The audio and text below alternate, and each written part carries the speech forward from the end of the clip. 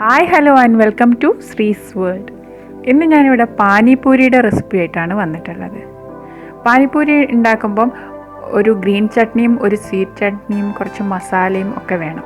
അപ്പോൾ അതിനുള്ള green ചട്നിയുടെ ingredients ആണ് ഞാനിവിടെ കാണിക്കുന്നത്.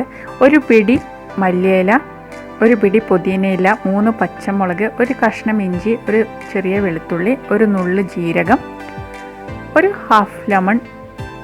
അത്രയാണ് ഞാനിവിടെ എടുത്തിട്ടുള്ളത്. ഇതാണ് ഗ്രീൻ ചട്നിക്ക് വേണ്ടിയിട്ട് അരയ്ക്കുന്നത്. ഇതിലേക്ക് നമ്മൾ കുറച്ചുകൂടെ ജീരകപ്പൊടി, ഉപ്പൊക്കെ ചേർക്കുന്നുണ്ട്. പിന്നെ സ്വീറ്റ് ചട്നിയാണ്. അതിന് ഞാൻ ഒരു നാരങ്ങയുടെ ചെറുനാരങ്ങയുടെ വലുപ്പത്തിലുള്ള പുളി എടുത്തിട്ടുണ്ട്. എന്നിട്ട് അത് കട്ടിക്ക് പിഴിഞ്ഞെടുത്തു. പിന്നെ ഒരു 6-7 ഡേറ്റ്സ് കുരു കളഞ്ഞെടുത്തതും, പിന്നെ ഒരു 1.5 ആണി ശർക്കരയാണ് എടുത്തിട്ടുള്ളത്. പിന്നെ മസാല പലതരത്തിലുണ്ടാക്കാം. അപ്പോൾ ഞാനിവിടെ ഉണ്ടാക്കുന്ന മസാല പൊട്ടറ്റോ പുഴുങ്ങിയതെടുത്തിട്ടുണ്ട്, 2 എടുത്തിട്ടുണ്ട്, ഒരു വലുതൊരു ചെറുതും, പിന്നെ ഒരു കപ്പ് കടല പുഴുങ്ങിയതെടുത്തിട്ടുണ്ട്, പിന്നെ ഒരു സവാള ചെറുതാക്കി അരിഞ്ഞിട്ടുണ്ട്, 2 പച്ചമുളകും. ഇതിലേക്ക് പിന്നെ ഉപ്പും കുരുമുളകും ഒക്കെ നമ്മളത് മിക്സ് ചെയ്യുമ്പം ആഡ് ചെയ്യും. അപ്പോൾ നമുക്ക് ഉണ്ടാക്കാൻ തുടങ്ങാം. അപ്പം ഈ നമ്മൾ പുളി പിഴിഞ്ഞ് വെച്ചിട്ടില്ലേ, ആ പിഴിഞ്ഞ് വെച്ച പുളി തിളപ്പിച്ചെടുക്കുക. അത് നന്നായി തിളപ്പിക്കുക. ഒരുപാട് വെള്ളം ആവാതെ നല്ല കട്ടിക്ക് തന്നെ വേണം പുളി പിഴിഞ്ഞെടുക്കാൻ വേണ്ടിയിട്ട്. എന്നിട്ട് അതിലേക്ക് നമ്മൾ എടുത്തു വെച്ചിട്ടുള്ള ഡേറ്റ്സ്, ഞാനൊരു 6-7 ഡേറ്റ്സ് ആണ് എടുത്തിട്ടുള്ളത്. അതിൻ്റെ കുരു കളഞ്ഞ് അത് എടുത്ത് അത് ഇതിലേക്ക് ഇട്ട് കൊടുക്കുക. എന്നിട്ട് അതിലേക്ക് ആവശ്യത്തിനുള്ള ഉപ്പും കൂടെ ചേർത്ത് കൊടുക്കുക. ഒരു നുള്ളു ഉപ്പ് ചേർത്താൽ മതി. കാരണം മധുരവും പുളിയും ഉപ്പും കൂടെ ആകുമ്പോൾ അതൊന്ന് ബാലൻസ് ചെയ്ത് പോകും. അപ്പോൾ അതിന് വേണ്ടി ഒരു നുള്ളു ഉപ്പ് കൂടെ, ഒരുപാടൊന്നും ഇടരുത്, ഒരു നുള്ളു ഉപ്പ് മാത്രം ഇടുക. അതിനുശേഷം ഒന്ന് ഇളക്കി ആ ഡേറ്റ്സ് ഒന്ന് ചെറുതായി വേവുന്ന വരെ വെക്കുക. അതിനുശേഷം നമ്മൾ എടുത്ത് വെച്ചിരിക്കുന്ന ശർക്കരയില്ലേ, 1.5 ആണി ശർക്കരയാണ് ഞാനിവിടെ എടുത്തിട്ടുള്ളത്. അത് നമ്മുടെ മധുരത്തിനനുസരിച്ച്, ഈ പുളിയും മധുരവും അതിനനുസരിച്ചിട്ട് നമുക്ക് കൂട്ടുകയോ കുറയ്ക്കുകയോ അതൊക്കെ ചെയ്യാം. അത് ഒന്ന് ഏകദേശം ശർക്കരയൊക്കെ ഒന്ന് ഉരുകി അതൊന്ന് എല്ലാം വെന്തൊക്കെ ഒന്ന് സെറ്റാകുന്നവരെ അടുപ്പത്തിരിക്കട്ടെ. അപ്പോഴേക്കും നമുക്ക് പൂരിക്കുള്ള മാവ് കുഴച്ച് വയ്ക്കാം. ഈ മാവ് ഒരു അരമണിക്കൂറെങ്കിലും എന്തായാലും കുഴച്ച് വയ്ക്കണം. അതിന് ശേഷമേ നമ്മൾ ഇത് പൂരി ഉണ്ടാക്കാൻ പാടുള്ളൂ. അത് നന്നായിട്ടൊന്ന് സെറ്റാവണം.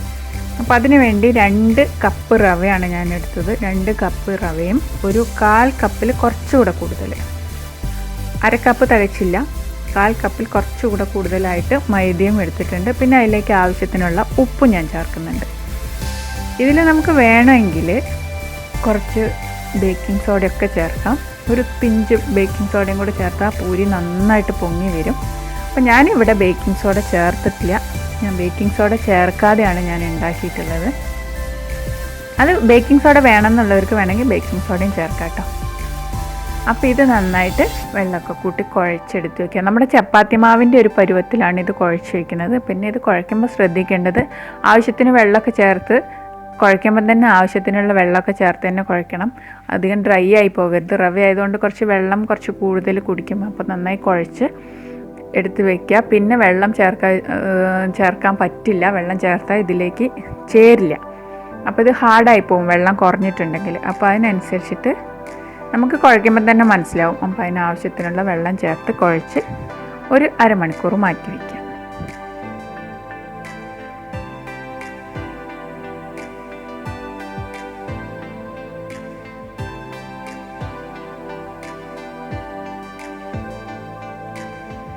എളുപ്പമാണ് നമുക്കിത് വീട്ടിലുണ്ടാക്കാൻ. ഇതിൽ സാധാരണ ചാട്ട് മസാലയൊക്കെ ചേർക്കാറുണ്ട്. ഞാനിവിടെ ചാട്ട് മസാല ചേർത്തിട്ടില്ല. ചാട്ട് മസാല ഇല്ലെങ്കിലും കുഴപ്പമില്ല, കുറച്ച് ജീരകപ്പൊടി ചേർത്ത് കൊടുത്താൽ മതി. ഞാൻ ജീരകപ്പൊടി ചേർത്തിട്ടാണ് ചെയ്തിട്ടുള്ളത്. അല്ലെങ്കിൽ ചാട്ട് മസാല ഉണ്ടെന്നുണ്ടെങ്കിൽ ചാട്ട് മസാല ചേർക്കുകയും ചെയ്യാം. ചാട്ട് മസാല ഇല്ല എന്ന് വിചാരിച്ചിട്ട് പാനിപ്പൂരി ഉണ്ടാക്കാതിരിക്കണ്ട എന്നുള്ളതുകൊണ്ടാണ് ഞാൻ പറഞ്ഞത് ജീരകപ്പൊടി ചേർത്താലും മതി. ഈ നമ്മൾ അടുപ്പത്ത് വെച്ചിട്ടുള്ള ആ സ്വീറ്റ് ചട്നീൻ്റെ മിശ്രിതം ഏകദേശം വെന്തിട്ടുണ്ട്. അപ്പോൾ അതിലേക്ക് കുറുകി വന്നിട്ടുണ്ട്. അതിലേക്ക് ഞാൻ ഒരു 1/4 ടീസ്പൂൺ മഞ്ഞൾപ്പൊടി, 1/4 ടീസ്പൂൺ ജീരകപ്പൊടി, 1/4 ടീസ്പൂൺ മുളക് പൊടി ഇത്രയും ചേർത്തിട്ടുണ്ട്. ഇതിൽ നമുക്ക് ആ ജീരകപ്പൊടിക്ക് പകരം വേണമെങ്കിൽ 1/4 ടീസ്പൂൺ ചാട്ട് മസാല ചേർത്ത് കൊടുക്കാം. ഇത്രയും ചേർത്ത് നന്നായി ഇളക്കി നമുക്ക് ഓഫ് ചെയ്ത് വെക്കുക. അത് നമുക്ക് അരച്ചെടുക്കണം. അപ്പോൾ അത് ചൂടാറിയതിന് ശേഷം അരച്ചെടുക്കാം. അപ്പോഴേക്കും നമുക്ക് ഗ്രീൻ ചട്നി അരച്ചെടുക്കാം. ഗ്രീൻ ചട്നിക്ക് നമ്മൾ എടുത്തു വെച്ചിട്ടുള്ള എല്ലാ ഇൻഗ്രീഡിയൻസും നമ്മൾ മിക്സിയിലിട്ടിട്ട് അരച്ചെടുക്കുക. ഇതിൻ്റെ കൂടെ നമുക്ക് ഉപ്പ് വേണമെങ്കിൽ ചേർത്തിട്ട് അരയ്ക്കാം, ഇല്ലെങ്കിൽ ഒന്ന് അരച്ചിട്ട് ചേർത്താലും മതി. ഞാനിവിടെ ഒന്ന് അരച്ചതിന് ശേഷമാണ് ഉപ്പ് ചേർത്തിട്ടുള്ളത്. പിന്നെ എന്നിട്ട് കുറച്ച് വെള്ളം കൂടി ഒഴിച്ച് പിന്നെയും അരച്ചെടുക്കുക ചെയ്തത്. നന്നായിട്ട് അരഞ്ഞ് കിട്ടണം.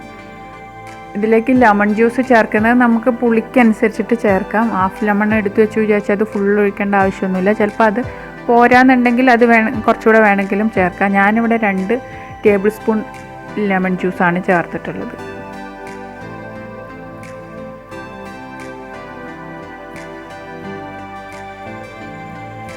അതൊക്കെ നമ്മുടെ ഇഷ്ടത്തിനനുസരിച്ച് നമുക്ക് ചേർക്കാം.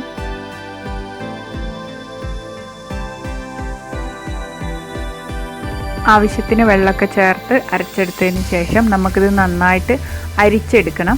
അത് നന്നായി അരിച്ച് എടുത്ത് പിന്നെയും നമുക്കത് കുറച്ചുകൂടെ ലൂസാക്കിയിട്ട് നല്ല ലൂസായിട്ടുള്ളൊരു ഇതായിട്ടാണ് വേണ്ടത്. അപ്പോൾ ആവശ്യത്തിന് പിന്നെയും വെള്ളം വേണമെങ്കിൽ അതൊക്കെ ചേർത്ത് അതിൻ്റെ ഉപ്പും പുളിയൊക്കെ ശരിക്കും നോക്കി കറക്റ്റാക്കിയിട്ട് നമുക്ക് എടുക്കാം.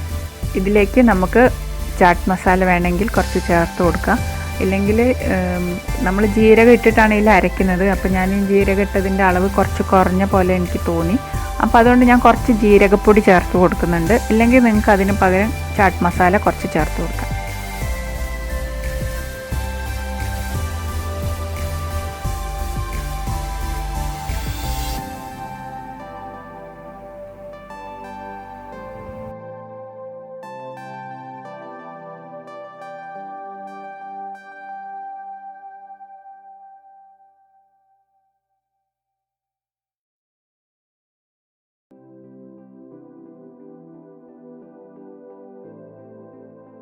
ഇനി നമുക്ക് നമ്മൾ എടുത്തു വെച്ചിട്ടുള്ള സ്വീറ്റ് ചട്നീൻ്റെ അത് തണുത്തിട്ടുണ്ട്. അത് നമുക്ക് അരച്ചെടുക്കാം. അതും അരച്ചെടുത്ത് അധികം ലൂസ് ആയിട്ട് വേണ്ട, കുറച്ച് കട്ടിയിൽ തന്നെ ആയിട്ട് അരച്ചെടുത്ത് അതും മാറ്റി വയ്ക്കാം.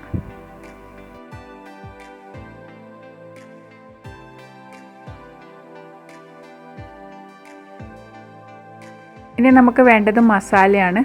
അപ്പോൾ മസാലയ്ക്ക് ഞാൻ പുഴുങ്ങിയ പൊട്ടറ്റോ പൊടിച്ചിട്ടുണ്ട്. അതിലേക്ക് ഒരു നുള്ളു ജീരകപ്പൊടിയും കുരുമുളക് പൊടിയും ഉപ്പും പിന്നെ കുറച്ച് മല്ലിയിലയും ചേർക്കുന്നുണ്ട്. ഇതിലും നമുക്ക് ആ ജീരകപ്പൊടിക്ക് പകരം നമുക്ക് ചാറ്റ് മസാല ചേർത്ത് കൊടുക്കാം.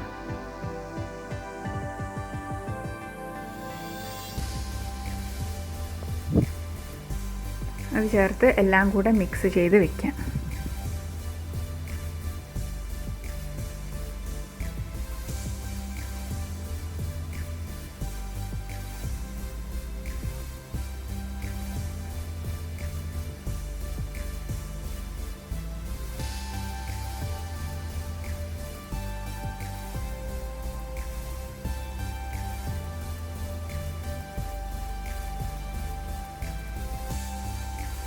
ഇപ്പം നമ്മുടെ 3 സാധനങ്ങളും റെഡി ആയിട്ടുണ്ട്. അതായത് സ്വീറ്റ് ചട്നിയും ഗ്രീൻ ചട്നിയും പിന്നെ മസാലയും, ഇത് 3 റെഡി ആയിട്ടുണ്ട്. ഇനി നമുക്ക് പൂരി കൂടെ റെഡിയാക്കി എടുക്കണം.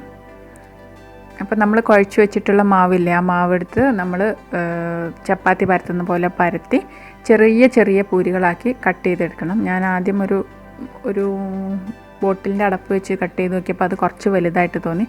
പിന്നെ ഞാൻ ചെറിയൊരു ഗ്ലാസ് ഉണ്ടായിരുന്നു, അത് വെച്ചിട്ടാണ് ഞാൻ കട്ട് ചെയ്തെടുത്തത്. അപ്പോൾ നമുക്ക് ഇതെല്ലാം കൂടെ ഒന്നിച്ചാക്കിയിട്ട് ആ പൂരി ഒറ്റതിൽ വായിലേക്ക് ഇടാനുള്ളതാണ്. അപ്പം ഒരുപാട് വലുപ്പമായാൽ നമുക്ക് കഴിക്കാൻ ബുദ്ധിമുട്ടായിരിക്കും. അപ്പോൾ അതുകൊണ്ട് ചെറിയ പൂരികളാക്കി ഉണ്ടാക്കിയിട്ട് നമ്മൾ എണ്ണ നന്നായി ചൂടാക്കിയതിന് ശേഷം അതിലിട്ട് വറുത്തെടുക്കുക. നല്ല ബ്രൗൺ കളറാവുന്നവരെ നമ്മൾ പൂരി വറുത്തെടുക്കണം. ഞാനിതിൽ ബേക്കിംഗ് സോഡ ഇടാത്തത് കൊണ്ടാണ് കുറച്ചേ പൊങ്ങിയിട്ടുള്ളൂ. ബേക്കിംഗ് സോഡ ഇട്ടിട്ടുണ്ടെങ്കിൽ നന്നായിട്ട് കുറച്ചുകൂടെ നല്ല ഇതിലായിട്ട് പൊങ്ങിയിട്ട് വരും പൂരി. ഇത് കുഴപ്പമുണ്ടായിരുന്നില്ല, പക്ഷേ എന്നാലും ഇതിൽ നന്നായിട്ട് പൊങ്ങി വരണം എന്നുണ്ടെങ്കിൽ ബേക്കിംഗ് സോഡ കുറച്ച് ചേർത്ത് കൊടുക്കുക.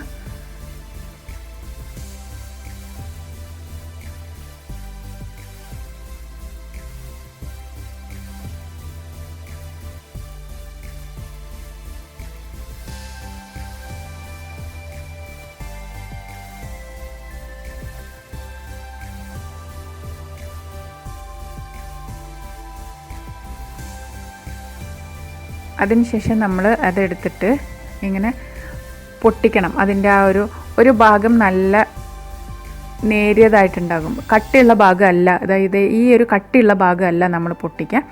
കുറച്ച് സോഫ്റ്റായിട്ടുള്ള കുറച്ച് നേരിയ ഭാഗം ഉണ്ടാവും. ആ ഭാഗം നന്നായിട്ട് നമ്മൾ വിരൽ വെച്ചിട്ടൊന്ന് ഹോളാക്കി എടുക്കുക. എന്നിട്ട് അതിന് ശേഷം അതിലേക്ക് നമ്മൾ ഈ ഉണ്ടാക്കി വെച്ചിട്ടുള്ള ഗ്രീൻ ചട്നിയും സ്വീറ്റ് ചട്നിയും പിന്നെ മസാലയും ഒക്കെ അതിലേക്ക് ചേർത്തിട്ട് നമ്മളത് കഴിക്കുക. ആദ്യം മസാല ഇടുക, എന്നിട്ട് ഗ്രീൻ ചട്നി ഒഴിക്കുക, പിന്നെ സ്വീറ്റ് ചട്നി ഒഴിക്കുക, എന്നിട്ട് അങ്ങനെ വായിലേക്കിടുക. വളരെ ടേസ്റ്റി ആയിട്ടുള്ളൊരു സാധനമാണ്. എല്ലാവരും ഉണ്ടാക്കി നോക്കണം. എളുപ്പമാണ് ഉണ്ടാക്കാൻ വേണ്ടിയിട്ട്. അപ്പം നിങ്ങൾക്ക് എല്ലാവർക്കും എൻ്റെ വീഡിയോ ഇഷ്ടമായെന്ന് കരുതുന്നു. ഇഷ്ടപ്പെട്ടെങ്കിൽ ലൈക്ക് ചെയ്യാനും ഷെയർ ചെയ്യാനും കമൻറ്റ് ചെയ്യാനും മറക്കരുത്. അതുപോലെ തന്നെ ആദ്യമായിട്ടാണ് നിങ്ങൾ എൻ്റെ ചാനൽ കാണുന്നതെങ്കിൽ സബ്സ്ക്രൈബ് ചെയ്യാനും മറക്കരുത്. ഇനി നമുക്ക് പുതിയൊരു വീഡിയോയിലൂടെ വീണ്ടും കാണാം. അതുവരെ താങ്ക് യു. ബൈ.